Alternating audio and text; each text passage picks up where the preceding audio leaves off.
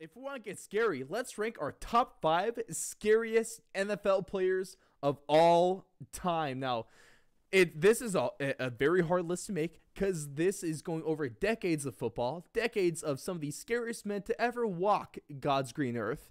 And so it's very hard to get down to 5. So there's going to be a lot of room for argument here. And so obviously I would love to see your list as well with this one. But Alex, start us off at your number 5, all right? So number 5, and we kind of take this adjective of scariest NFL players of all time and any direction you want. So yeah, so for this number 5 on my list, the 5th scariest player in NFL history is Lamar freaking Jackson. The dude is, besides Mike Vick, and I personally think Lamar Jackson is a significantly better runner than Michael Vick, because Michael Vick didn't have as many designed runs and zone reads as he did. He was just an incredible scrambler and could make guys miss like he does. But Lamar Jackson runs quarterback power, and he runs between the tackles, and he'll run. He'll just do anything that he can from a quarterback running position. And what he's doing this year in the pocket has been extremely impressive. His touch has gotten significantly better. His decision-making is a lot better. Rashad Bateman looks like the real freaking deal. And having Bateman, Marquise, and Mark Andrews running the middle of the field, I think they have, that second dimension that they've been looking for a lot. So when you think about a scary player, if you're a defensive coordinator and you're playing the Ravens and you're not the Bengals defensive coordinator, you're scared out of your boots right now because you have to defend the run. You have to defend the running back run. You got to defend play action. You got to defend the pass. You got to defend Marquise Brown, one of the fastest players in the league. And it's a lot to deal with. Also, that he had one hell of a touchdown against the Bengals. That was pretty much their only highlight. Yes, he did. And for me, it's also going to be a Ravens player. And talk about a guy that murdered fools on the field, maybe a little bit off the field as well. Unconfirmed, allegedly. That was a low blow.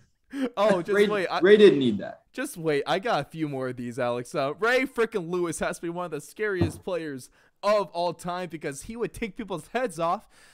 And honestly, I would be shaking just by seeing how intense he was in his pregame dance.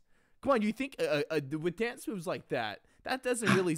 If anyone else did that, it would not be intimidating. If Ray Lewis could spin around in circles and dance like a ballerina, and I would be shaken in my cleats. He basically had the modern solo version of the haka before the haka was a thing. Straight up. I mean, Ray Lewis, bad man. Don't cross him.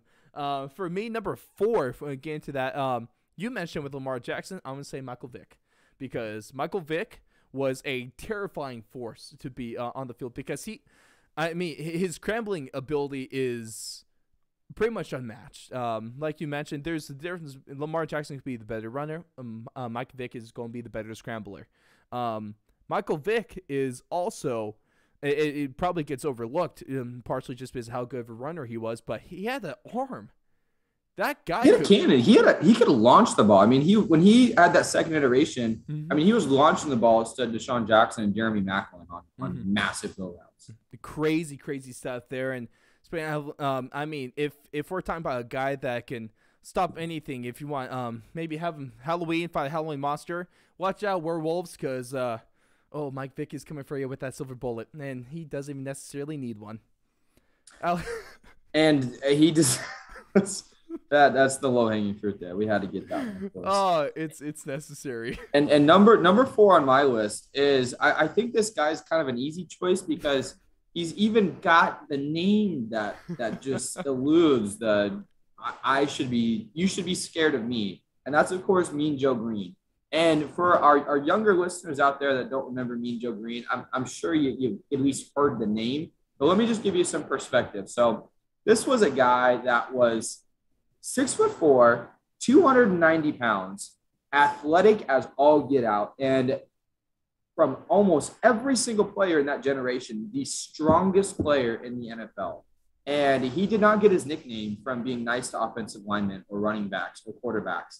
He was nasty. This dude would, if you had the passing or roughing the passer rules back in the 60s and 70s when Mean Joe Green was playing, he would probably, in his 143 sacks or his 77 sacks, 75 of those might have been roughing the passer for too violent of a takedown or landing with your body weight. So Mean Joe Green at nose tackle, it was just never a fun day for any opposing offensive line or the quarterback there. So Mean Joe Green, I would not want to see him at any situation that was not protected. So I'll give you Mean one Joe situation.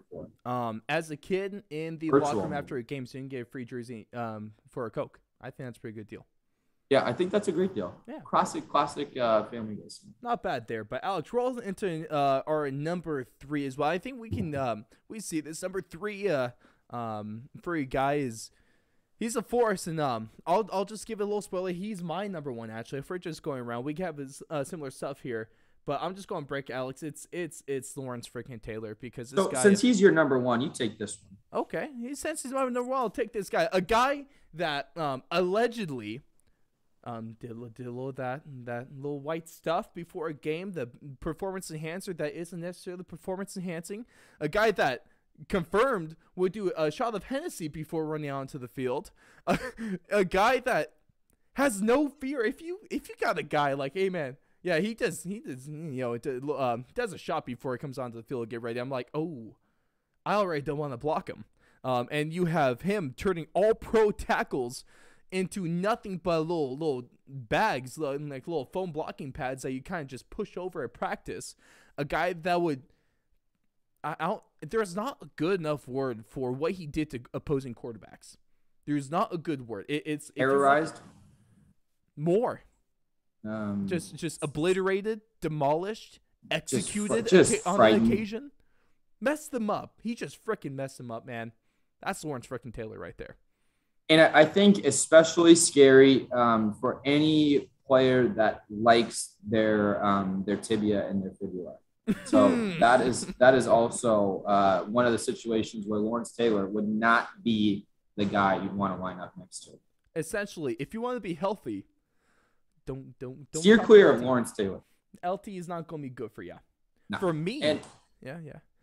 I just wanted to get my number 2 out of the way because you did already hit on this man a little bit. And one thing I wanted to layer on top of Ray Lewis here, and of course I'm noticing that I just jumped your number 3 guy. But okay. I got so excited because you left one big part out about Ray Lewis, and that this man not only killed a person, allegedly, he also got popped for he's one of the only people in the NFL that I've ever heard get popped for PEDs. But what he got popped for was deer antler spray. And if you are unfamiliar with the performance enhancing drug market these days, what deer antler spray is essentially deer antler properties. They regenerate. They grow back at an exponentially fast rate. So essentially taking this spray, if you're Ray Lewis, you could work out as hard as you wanted to. You could do whatever you needed to. And your muscles just grow back at 5 times the rate of normal humans. So having that exponentially upping his muscle mass really should not put anything else but fear into your hearts. Not great. Not great. I would be afraid. I would 100% be afraid. And if we're talking about fear, imagine trying to be a defender standing in front of this guy as he's running full speed, which is 21 miles an hour, and that's my number 3 guy on the list is going to be Derrick Henry. Alex, you have a modern player on your list. I'm going to have a current player here as well, because Derrick Henry we've already talked about him. He's a specimen.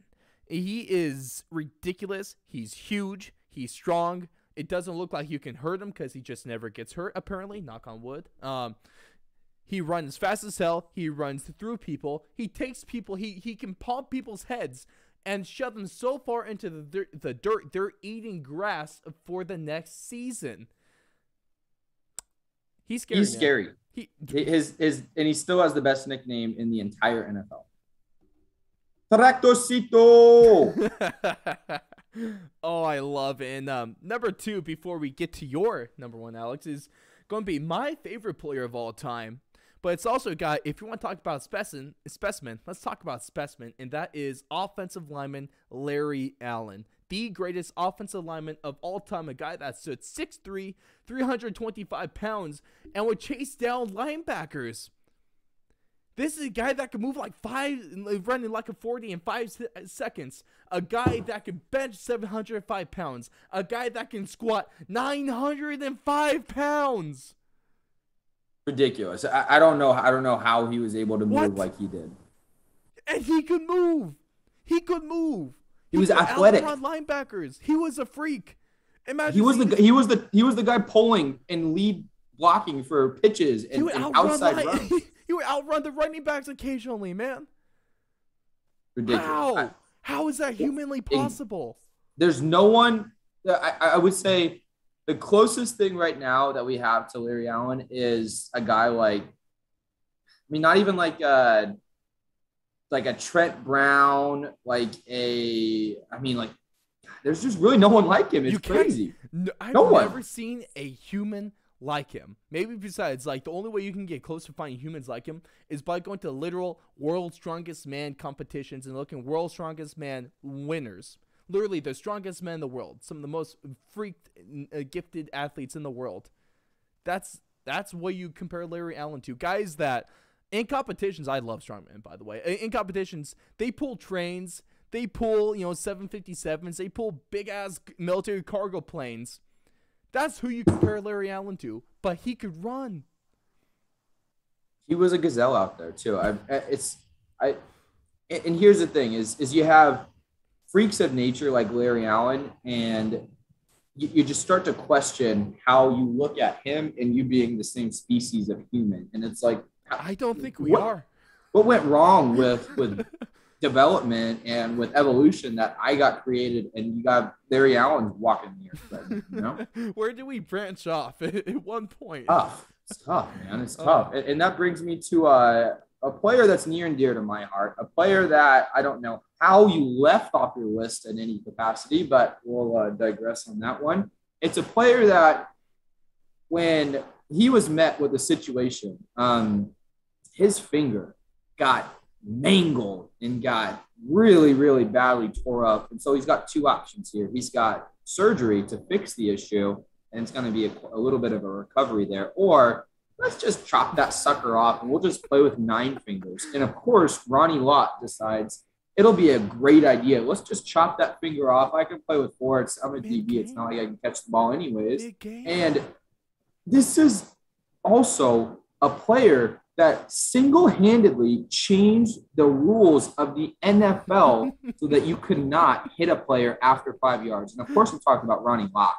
Ronnie Lock is a dog, and this man was not a guy you wanted to see in any part of a defensive field. If he was lined up against you, you're screwed. If he's lined up in a safety, you're screwed. If he's up in the box, you're screwed. And Ronnie Lock is just a terrorizing player. Yeah. A guy that's willing mid-game to just say, screw it, I'm going to cut off my finger so I can keep laying the wood. That's a guy.